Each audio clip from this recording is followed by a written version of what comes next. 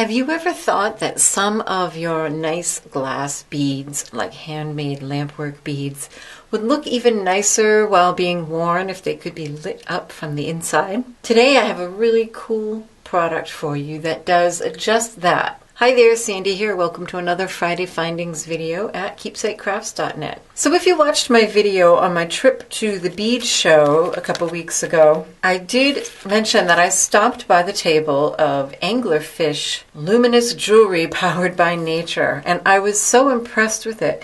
Because when you think of light up jewelry, you do kind of think of sort of tacky, like those blinking Christmas light necklaces.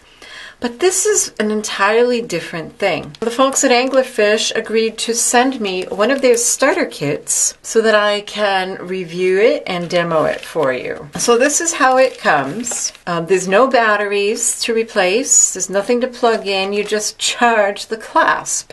And it can be either solar powered or USB.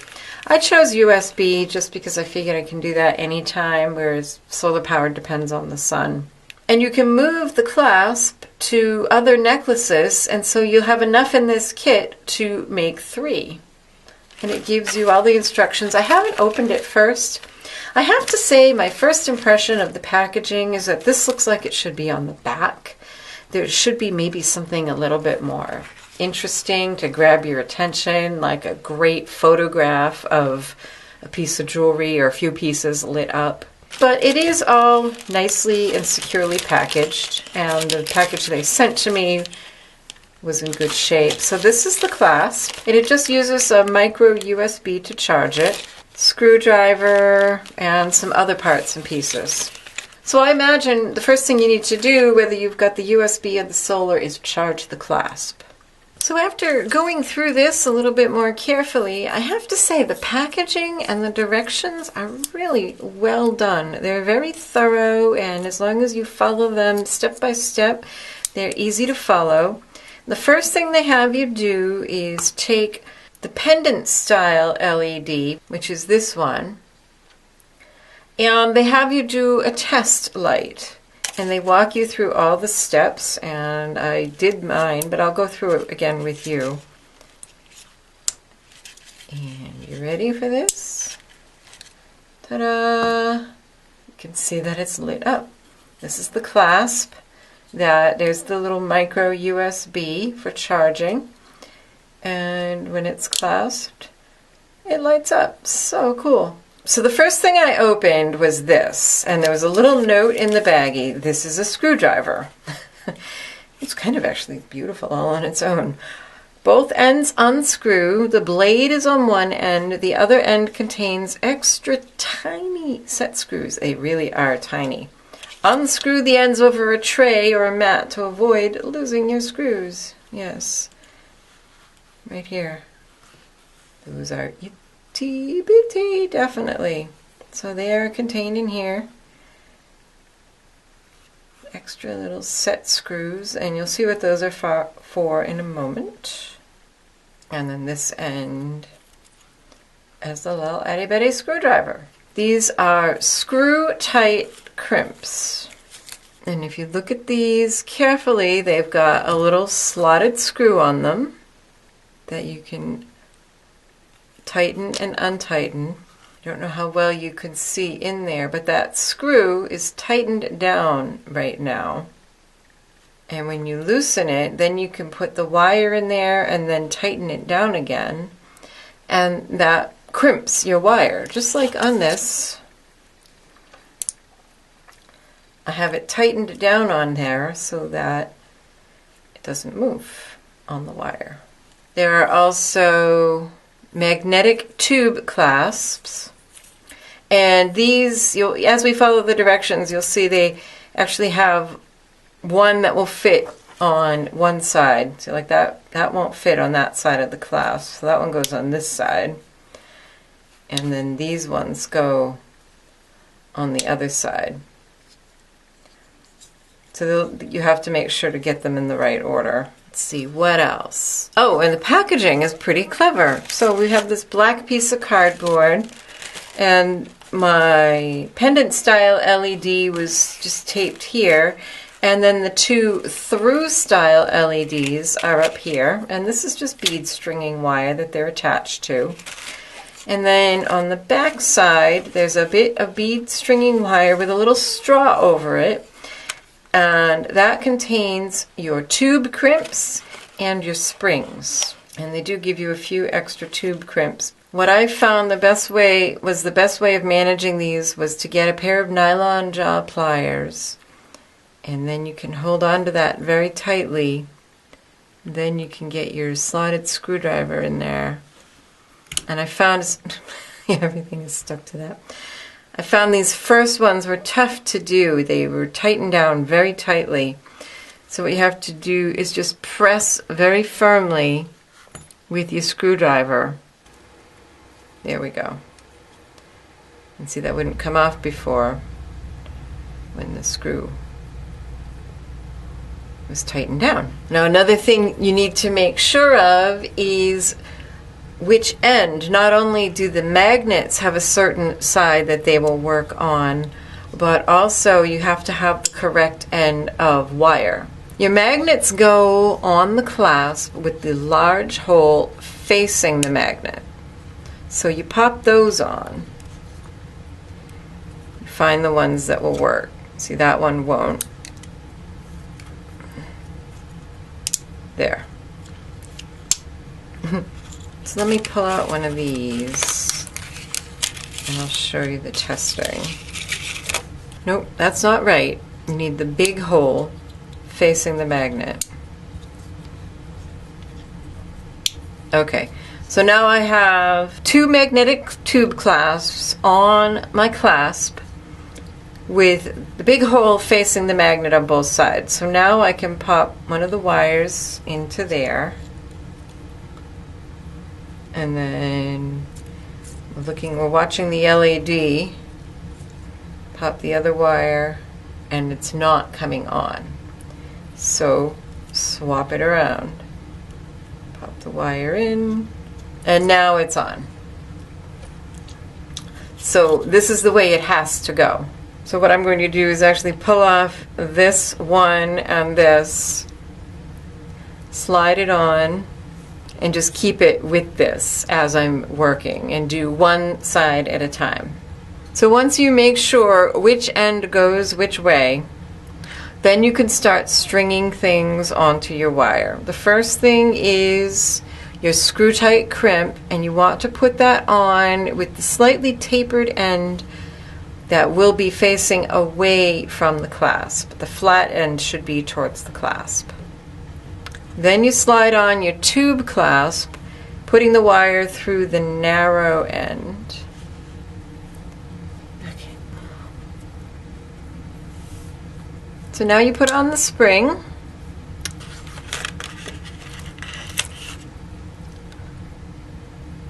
And then we'll put on a tube crimp. And they do give you a couple extras so that you can practice. The folks at AnglerFish asked me to let you know that you really need to use just a standard pair of crimping pliers, and you want to make sure that you do your first crimp with this hole that's more U-shaped, that's closer to you and further from the tip of the pliers. That will give you a more secure connection than just flattening it with, say, chain nose pliers like we sometimes do. So I'm going to squeeze that with that end to make that U shape. Then you turn it 90 degrees and put it in the upper one, the more round or oval one, and flatten. And that gives you a nice small crimp that's very discreet. And it's actually going to fit inside that clasp.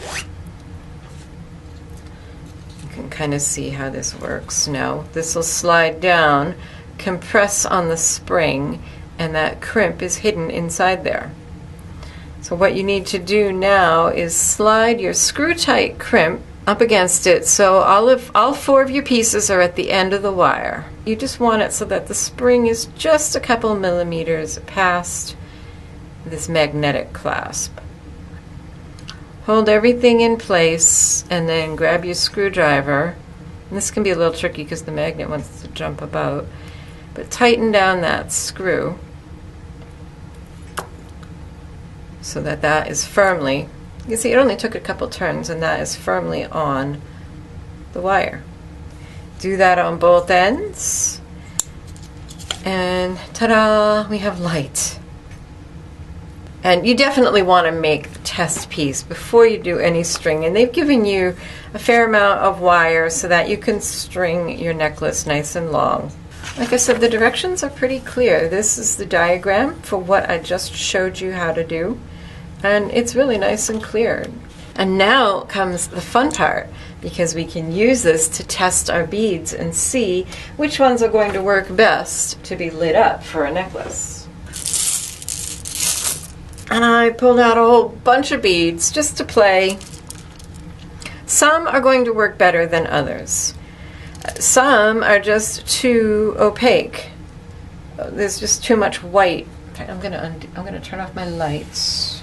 All right, I've turned off my lights, so hopefully you can see the glow a little bit better. Here's one problem that you can see with it, is that this bead is a little bit big for this application because the light only is contained in one spot. So you kind of can't light up the whole bead evenly. Just gonna turn my light back on. It's kind of hard to catch it on camera to show you the light. This one's pretty cool. In a dark room, but in a lit up room, you just barely see the glow because there's a lot of white in here. Oh, maybe that helps. There we go. I just put a piece of cardboard over the light. We have some harsh shadows, but at least you can kind of see better now. This one has some gold foil in there, and also there's a lot of the white bead release still left in there. And so that kind of shows up. It doesn't look very nice. You really just have to go through your beads. That one, you just kind of sort of get a dim glow. You would think this one like this, that's very transparent, would work well. But you can see, you just sort of see that sharp light behind it. It's not diffused. The ones that I think look the best are ones that are a little bit frosted, because that really diffuses the light. It also, unfortunately, shows up a lot of the flaws in the bead. Sadly, I never was able to get enough practice in to get really good at lamp working. You would think this one would look good, but again, it's too big, and so what you end up with is just this kind of sharp point of light showing instead of a nice, pretty, even glow. You'd even think one of these would look good if we discount the fact that it's cracked. But again, it's a little big. It might work for some applications. This is one of my favorites, actually, was this red one. I think it's just gorgeous. It would be really pretty at Christmas time. This is just one from the craft store. So they don't necessarily have to be expensive beads. You just have to find some, if they're crackled or if they're frosted. This one's kind of cool. This one's got some swirly stuff in it, so you get a lot of variation in it. This is, again, another inexpensive bead from the craft store that's got a bit of an interesting coating on the outside, which helps diffuse the light. Actually, this one is one of the prettier ones. It's got a lovely glow. That one's pretty with the veining. I sort of like that. You'd think the crystals would be cool. And that's kind of cool in that you get the faceted reflections, but because it's glass and clear glass, you sort of have that sharp light I was talking about. This one's interesting. This one won't fit all the way in there, but I love the way it shines out the bottom. So you just have glow at the top and the bottom. And this one, again, you'd think it would look good, but because it's an uneven thickness, it's not as good as you'd think. This one was actually one of my favorites. This is just a bead I made with green glass and some gold foil. And that one's pretty cool. That one's really pretty. Again, because it's a little bit frosted and not totally clear. So this is the fun part. Finding the beads that will work.